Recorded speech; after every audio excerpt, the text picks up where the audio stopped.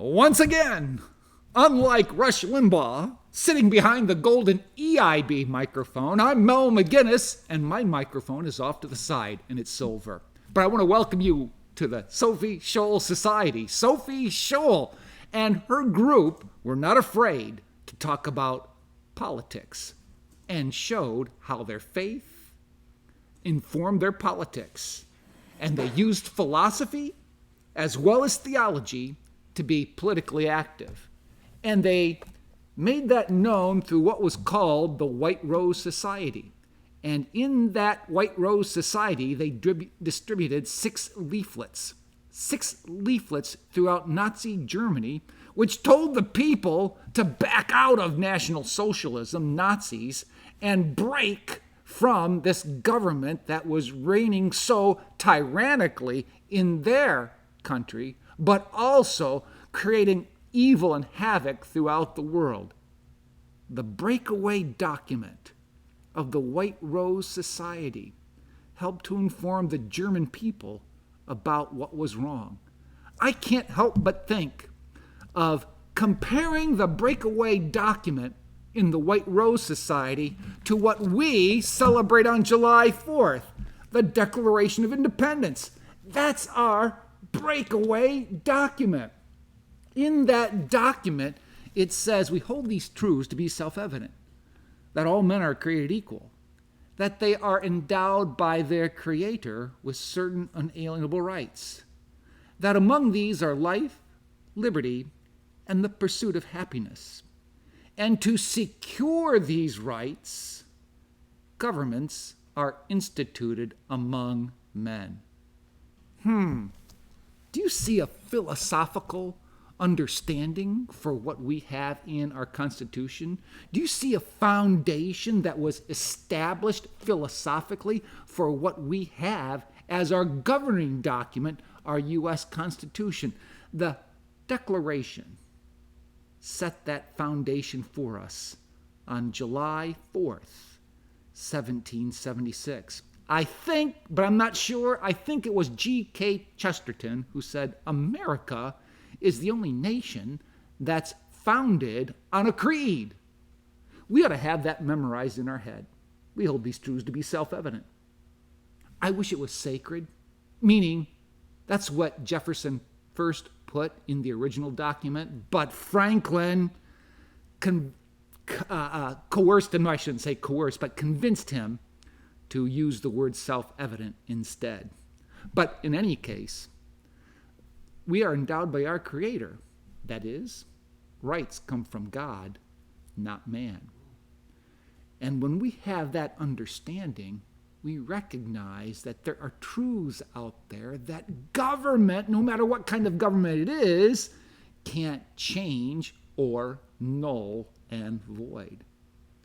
When we continue on, we see that that document says that among these rights are life, liberty, and pursuit of happiness. There are others, but you see the main three. Notice life comes before liberty. Says a lot about the issue of the sanctity of human life. Don't let another person's liberty infringe upon another human being's life. That includes the unborn child in the womb. Notice that in the Declaration, it says we are all created, not just born, created equal. That starts in the womb, when the human being is conceived, right from the start. And to secure these rights, governments are instituted among men. Government acts as a protector of the rights of the people. Here we go again. Our philosophical and political triangle. Use a basic geometric figure to help explain who we are as Americans. And as you notice, the power belongs at the bottom with the people. Yes, states have power, and the federal government is given certain and very discrete powers. But notice where the power belongs: in the hands of the people. Isn't the Declaration very consistent with what we read in the Constitution? The Declaration establishes the fact that power belongs in the hands of the people, and there are certain powers delegated to the state as well as to the federal government. Flip it, and you've got something totally inconsistent with the philosophy of the Declaration of Independence. When it's flipped, you see power being accumulated, centralized, and concentrated in the federal government at the top. When you see a triangle like this, you can't help but think of another philosophical document that's diametrically opposed to the Declaration of Independence. That document I'm talking about is the Communist Manifesto. When you look at the Communist Manifesto, this is what you get. An upside-down triangle where the federal government has the power, and the states are limited, and the people are even more limited by the controls the government exerts over it. You see, the Communist Manifesto, think about what it does. Just progressive income tax. Don't we have a progressive income tax in America today? But that's what the Communist Manifesto said governments ought to have. Don't we see control of education at the top? We see education being controlled more and more at the top by those in authority at Washington. The Communist Manifesto sets the stage for a very bureaucratic and regulatory government. Isn't that what we are witnessing? We see a theoretical inversion of the Communist Manifesto when we return to the principles of the Declaration of Independence. You know what the Communist Manifesto also does not acknowledge? The Communist Manifesto does not acknowledge God in any way, shape, or form. Take God out of the picture, and whatever rights you have are given by the government.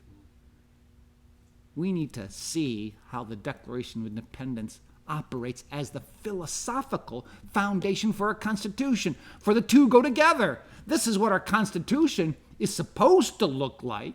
That's what our government's supposed to look like. This is what our nation is supposed to look like, and the basis for that is in the Declaration of Independence. Do you know what separates, I think, the Declaration of Independence from the Communist Manifesto? The acknowledgement of God. Right from the very first paragraph, there you see the laws of nature and nature's God. Basically saying a government should not be set up in a way that there are policies, laws, and regulations that are contrary to Scripture. Whatever is inconsistent with Scripture, that's really not a law at all. It should be null and void. That acknowledgement of who God is and His laws was very important in our understanding as a nation, so that the triangle remains in the position you see it here. Unlike what the Communist Manifesto and so many other nations do in having power go to the top and making us as citizens smaller while the government gets bigger. Well, I hope I've been able to explain through the use of geometry, political philosophy. Oh, it's coming very soon. Next week or two, we're going to talk about political parties. Yes, we're going to get really political, because we have to talk about this in respect to what triangle does each political party represent. We want the triangle to stand as it should from the beginning in the Declaration and the Constitution. Well, I'm not like Rush Limbaugh, but I'm like Tony Kornheiser of Pardon the Interruption, who will say, I'll try to do better the next time. Bye for now.